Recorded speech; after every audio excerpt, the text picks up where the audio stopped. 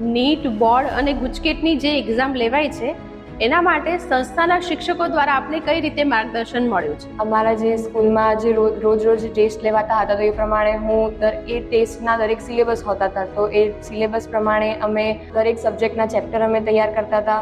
અને અમારી સ્કૂલ ત્યાંથી જે એક્સ્ટ્રા MCQsની પ્રેક્ટિસ કરવામાં આવતી હતી એના પર હું વધારે ફોકસ કરતી હતી.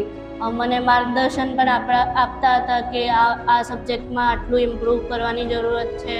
12 o'clock બી હું એમને ક્વેશ્ચન્સ વોટ્સઅપ કરતી અને પૂછતી તો બી એ મને રિપ્લાય કરતા અને ડિટેલ્ડ એક્સપ્લેનેશન માટે મને કોલ કરીને પણ એક્સપ્લેન કરતા. સ્કૂલના શિક્ષકોએ તો ઘણી બધી હેલ્પ કરી અમને, દરેક સબ્જેક્ટ વાઇઝ, દરેક ચેપ્ટર, દરેક ટોપિક, કંઈ બી પ્રોબ્લેમ હોય તો એમને ક્યારે બી અમે અપ્રોચ કરી શકતા હતા.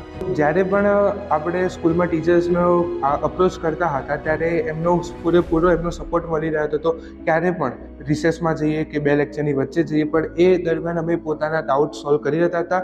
સ્કૂલ પત્યા પછી પણ સારો એવો ટીચર્સનો સપોર્ટ રહેતો હતો અને ઘરેથી પણ અમે જો એમને ડાઉટ મોકલતા હતા તો અમને વિધિન શોર્ટ સ્પેન ઓફ ટાઈમમાં અમને એમનું રિઝલ્ટ બેક થઈ રહ્યું.